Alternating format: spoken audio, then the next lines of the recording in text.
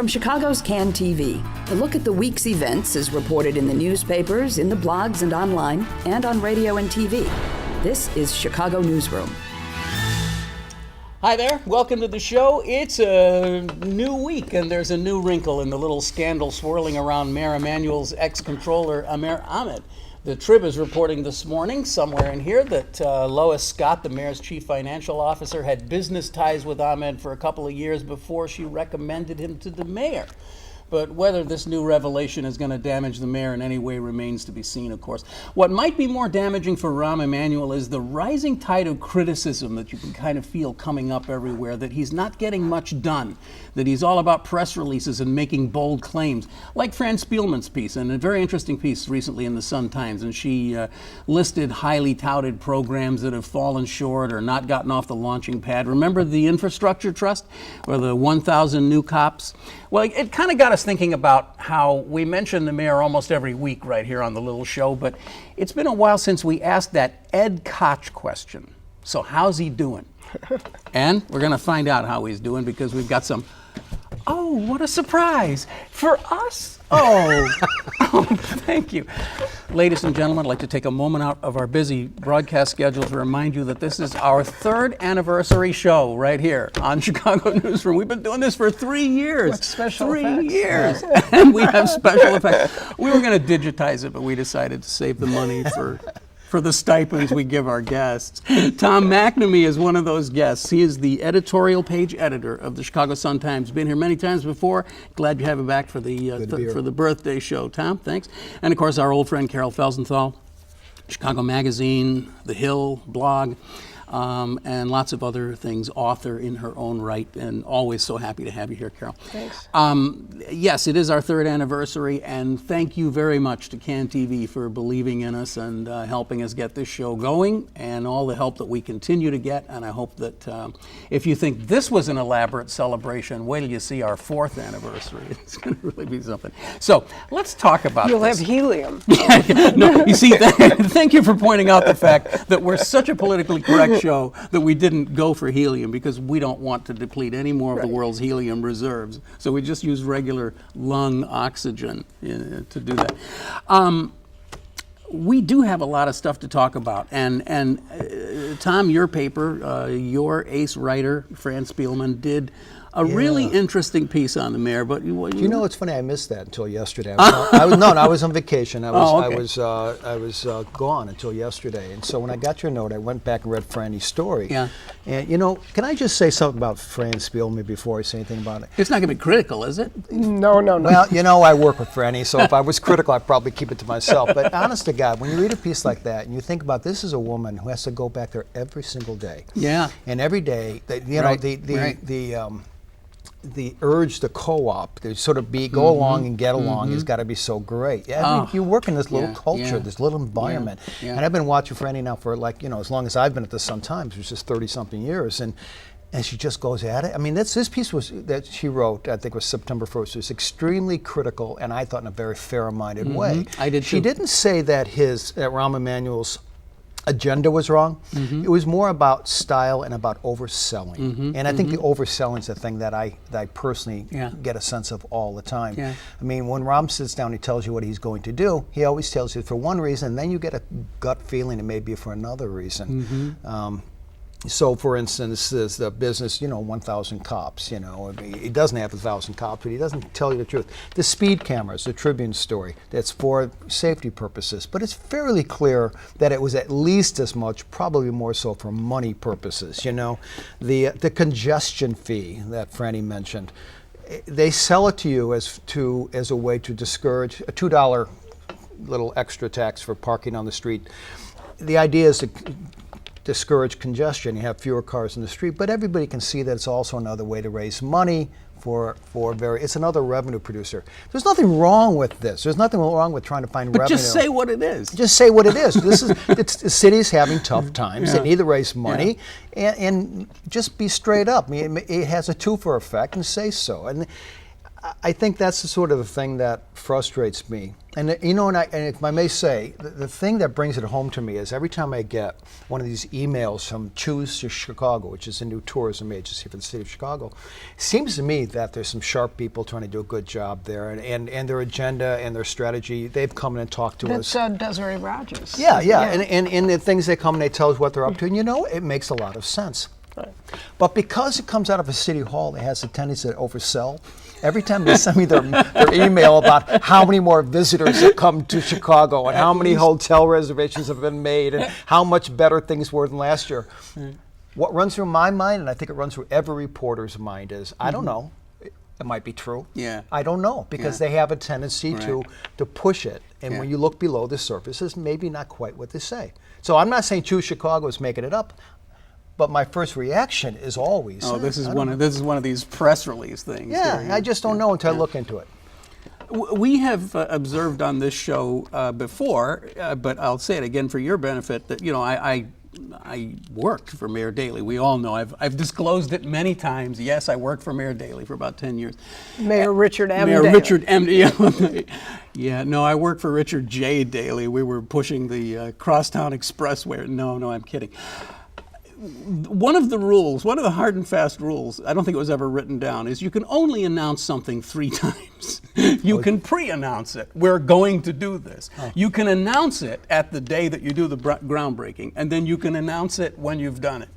But somehow or other, Rahm Emanuel has taken that to all new levels. There are like 8 or 9 announcements of things. And I think we saw the greatest one of all yesterday with that hurry-up announcement about the Whole Foods thing, which, I mean, I must say, your paper thought it was valid enough to put it on the front page. But then when you look into the details, you see that if it's going to get built at all, it's going to get built in maybe 2016. And there's some money, some city money. There's a few problems with not having enough TIF money. Right. And so there's on. 10 million that we've read about now. And, you know, the quintessential Rahm Emanuel move lately was when he said about this issue about the controller that predictably just keeps kind of talk about spin. It seems to be spinning out of his control when he said that he read about those ties when he opened his newspaper. You know, hard to believe. Then on the other side, this guy is such a master of public relations. He's our Cory Booker. He sees our Cory now. Booker. You know, great and kudos to Rahm. Not everybody would go to the help of somebody who I think was a motorcyclist who was sideswiped by a truck. Right. And there's Rahm getting his coffee fix in the morning, I'm sure looking spiffy. I mean, he is the total opposite of your old unmade boss, Rich Daley. Right. And he's on the ground in his Oxford suit, helping this poor guy. So he's our Cory Booker. He's and we had talked before off air about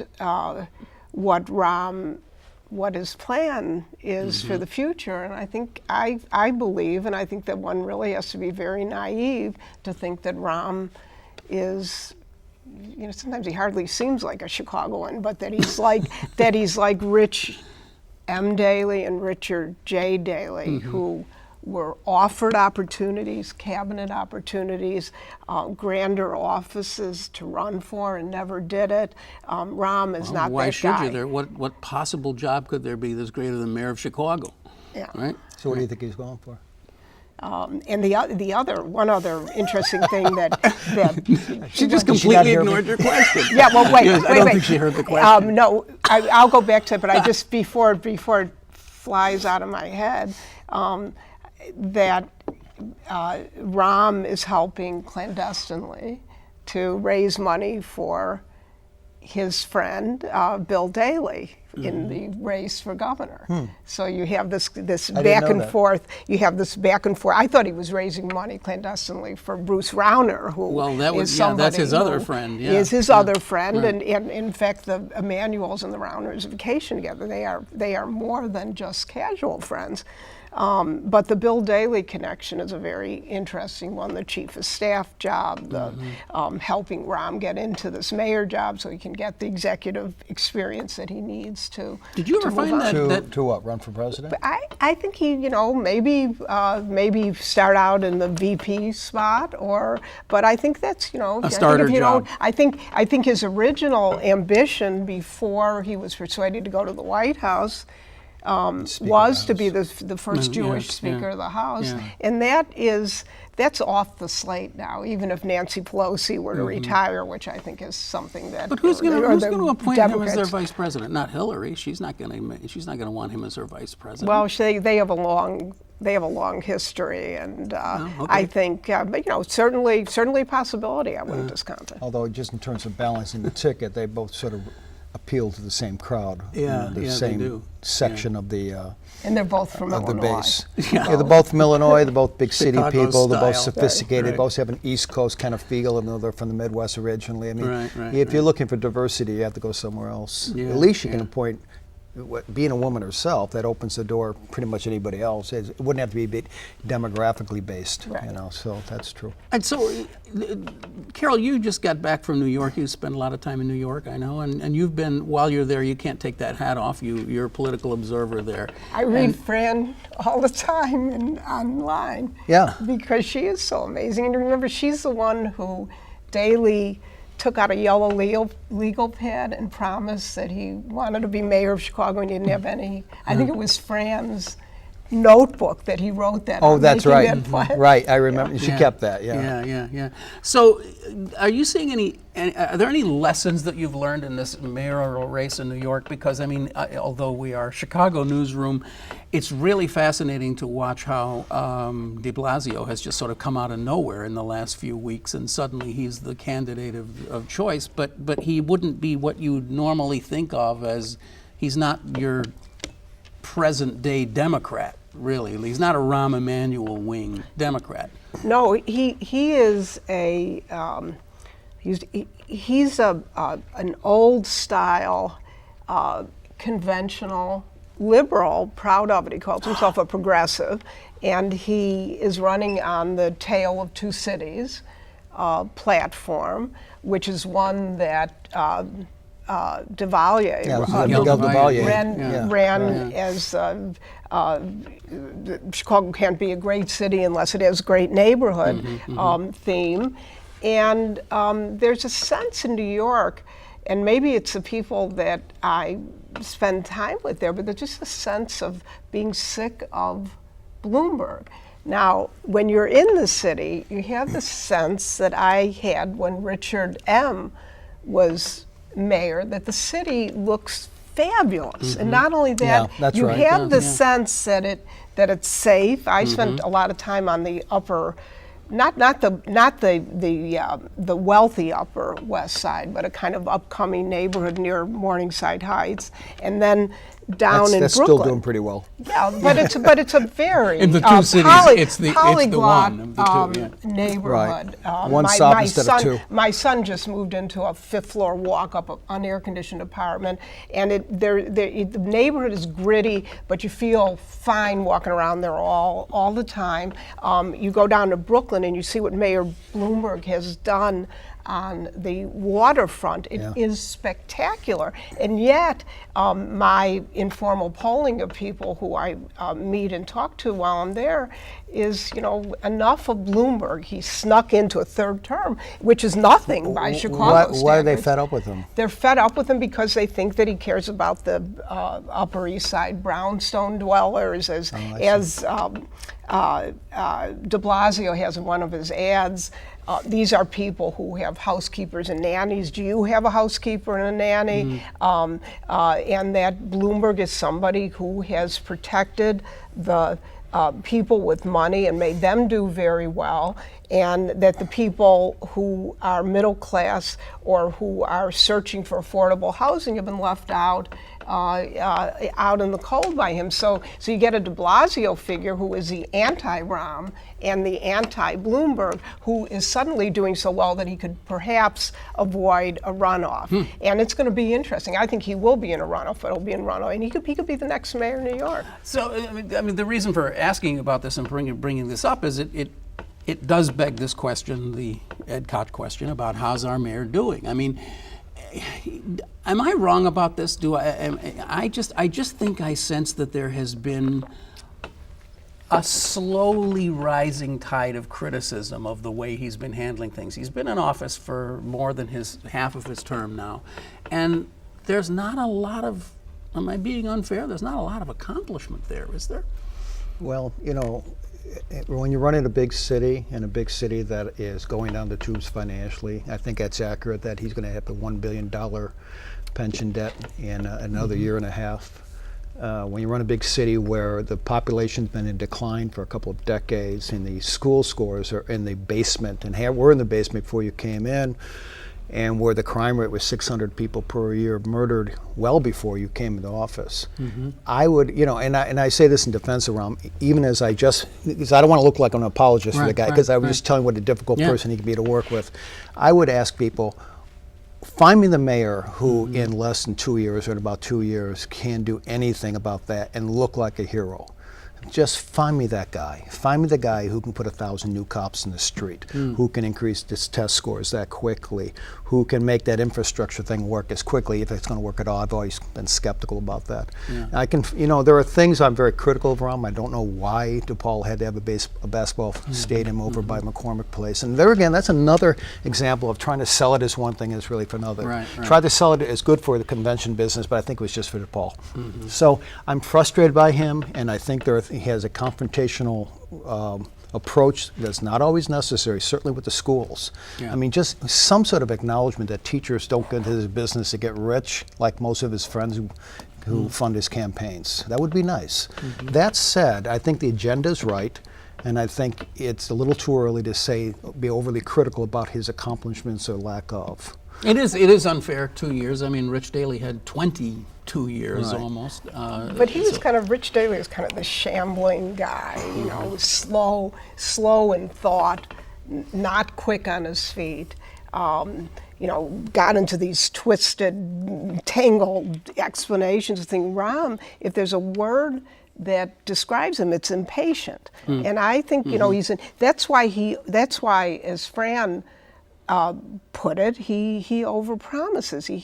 He has this list of stuff he wants to do. I believe, and I'm not saying that he doesn't love the city and doesn't want the best to happen for the city. He's a hardest worker. He's a guy. If you feel like he has attention deficit on the one hand, but a laser focus on the other. They don't really go together. But that he's a guy who, with energy to spare, you know, at the East Bank Club, 5 a.m. every morning. Never takes his eye off the ball, doesn't stop working on the telephone all the time, but he's got this list of accomplishments. He's impatient to get them done. He overpromises. His eye is on getting that resume so that he can take it and run and be just a spectacular American figure, you know, much more than a big city mayor. And as Tom says, who could do that job? Who could really accomplish all this stuff? But I will take some issue here with something that I always got the impression that Rich Daley was a whole hell of a lot smarter than he got credit for being. I think your characterization sounds a little bit more like he's the old man than Rich. Yeah. And actually the old man was smart too, but in terms of being the fumbling, stumbling person. But the thing about Rich, and I'm sorry to interrupt, every single day he stood in front of reporters and answered their questions. You really put yourself out there, expose yourself to look like a buffoon. That's just the way it worked. Thank God I don't have to do that. Oh, yeah. So we were saying, thank God you don't have to stand in front of Fran Spielman every day, right? Yeah. And remember when Rich announced, to the surprise of most people, even people in this business, that he was retiring, I just felt, and I felt it, and I've written about this, that just a sense of regret. To lose this guy who was a real, like me, a real Chicago. A Chicagoan. I was going to say he was public school educated, and I don't think so. he wasn't. No. I was, but Right. but then again, he's from a religious Catholic family. He did what you would expect. What I wanted to say is that I always believed that he was really, in his own sort of way, he was an intellectual, and that he was an urbanist. I mean, he really was an urbanist. Yes, he was. He was thinking decades ahead in terms of things like brownfields and how you recycle the inner city, and when you think about things like the student population that lives in the South Loop. I mean, those are things that can be attributed to him because he saw where he wanted the city to be in 20 or 30 years. He was very good that way. Yeah, but I do not, and I'm really not being as critical as I sound here. I don't think of Rahm Emanuel that way. I think of Rahm Emanuel as a hyper kinetic and hyper competent administrator. He's like somebody you bring in to run your company when your company is not doing very well. And you think of him, or I think of him, as a Washingtonian. And if you read this new book, which is hugely funny, the This Town book about the culture about the culture in Washington, I immediately went. There's no index, but the Washington Post did an index of the book so that you couldn't give it the old Washington read, but I kind of did. I went immediately to Rahm Emanuel, and he's not in it very much because he has been in Chicago, but he fits that type in that book to a T. And I think of Rich Daley. I think of a guy who grew up, and he didn't grow up. He grew up in Bridgeport, but not really. He really grew up very privileged. But I think of a guy who actually read those plans of Chicago, Burnham, and people like that. And when he goes down the street in his limo in the back seat, he's thinking about, we could redevelop that whole South Side. We could redevelop the South Loop. We could do something on the West Side. We can do this. We can create Millennium Park, which I will defend forever. I think it's wonderful. And he has that larger vision of being an urban planner and sort of a very progressive way of looking at cities, very European in a way. And I think you're right about Rahm. I don't think he thinks that way. Now, part of that is the reality that he faces. He doesn't have time to be a dreamer. He has to figure out how to pay the bills because we're up against it. And by the way, Daley didn't have the time to be a dreamer in his last 4 or 5 years. No, he didn't, which is why Rahm stuck. Because Daley was looking the other way while we were going further and further down, building up these pension obligations and not paying them. One of the reasons, maybe if Rich had been a little bit more like Rahm, we wouldn't be in this spot right now. Because we wouldn't have had those pension I think Rahm's holidays. model is not even Washington. I think Rahm's model is all of these venture capitalists who think they can fix the world because they learn how to get rich. I really do. I think he's surrounded by people who have great wealth, and they made their wealth, and they didn't come from nothing. So they need to limit how often they pat themselves in the back, but they did do well for themselves. And now they're sitting in these incredible high-rises, Trump Tower, wherever they live at, Astor Street, and they're talking about, my God, I can fix that school. Let me go to it, right? And I think I created a business. I created a business, and I can do this. Look at his last appointment to the school board. I thought that was fascinating. He appointed a woman who has all these ties and who comes out of that hedge fund, or the person who replaced Penny Pritzker. I wrote a whole piece of it. I can't remember her name, but nobody knew her. So then you get to that other interesting question. And I think he's enamored of that world of people, and he sort of buys into the idea that if you can create this wonderful big business, you can fix anything. And I think what he's finding out now is it doesn't work that way. Again, I hate to just keep ringing these same old bells all the time, but again, when I worked in government, the thing I resented the most was this old saw about why can't you make government more like business? Because my answer was always, there's government and there's business. I mean, they have two different functions. They work in different worlds, and they're not supposed to be like each other. Government is supposed to regulate business. Business is supposed to drive government to do the things that it needs to do. There's supposed to be a tension between them. And when you start bringing in people whose accomplishment, while significant, is essentially that they've made money, and you put them in charge of a department whose job is to, I'm not picking one department, but their department is to, pick the garbage up, then you you find that you very quickly get into this tension of like, oh, it doesn't quite work that way. We have to like listen to aldermen. We've got to go to public meetings and listen to people bitching and whining about how there's graffiti on the wall. I didn't have to do that when I was a CEO. Yeah. I mean, there's something to it and there's something not. There is something to the idea that, for instance, if you worked more like a business in Springfield, you never would have promised pensions you're not going to pay. Absolutely. That's a businessman's observation, That's right. and it's absolutely dead on. On the other hand, if you're going to make big plans about things like DePaul, and about. I think you have an obligation because it's a social good we're talking about. This is not just pure business. Now we're taking money that could go to neighborhoods and for parks in the West Side, and you're putting it toward a basketball stadium on the lakefront for one private school. And that's not a business decision. That's a question of social, moral choices.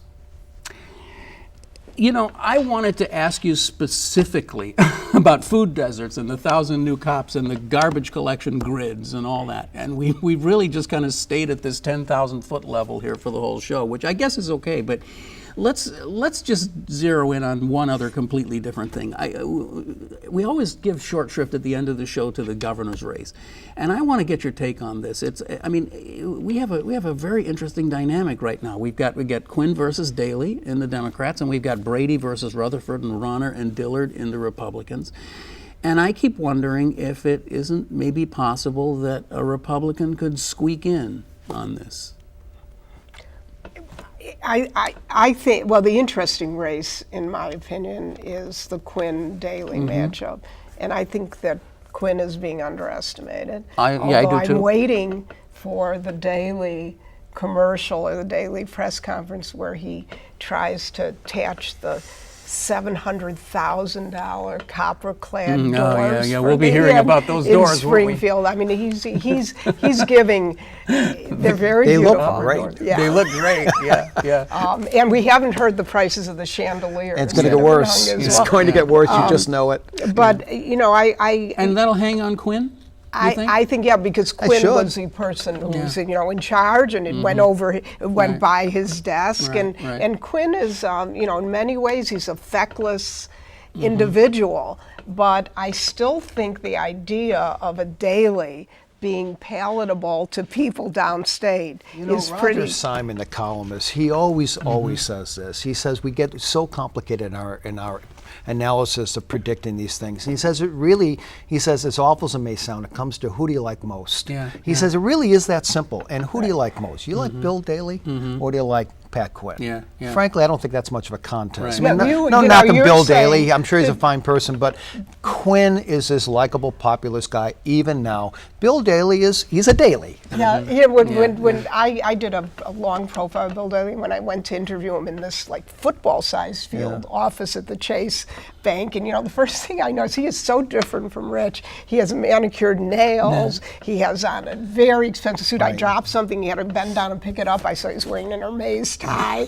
He doesn't have the common touch. Bill Daley is the groom Daley of all these interesting brothers. Michael Daley, who never gets written or talked about, is one of the more interesting ignored figures. But I think, again, Quinn is more like a Rich Daley type. The guy's he truly is. I think a humble man. But my question, though, is after those two get finished duking it out and messing each other's hair up, I think who knows? Who the Republicans and what happens there? I don't know. I mean, if I had to guess, I'd say Bruce Rauner is going to win this. Although I think the numbers are not working that well for him right now. He's in the Republican race, and he's hardly showing up in the polls. He's hardly showing up, but I think it's still time. He's got the money. He's going to have the organization. Can he take out Pat Quinn?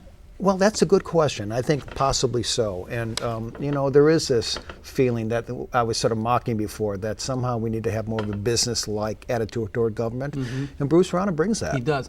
And it's... And an $18 watch. It's true that he's a likable guy when you meet him. Well, that's what we have to table that discussion for later on. But I do think there's a possibility that after the Quinn and Daley thing, Bruce Rauner just stands there and says, "Oh, guys, come on! You need a business guy."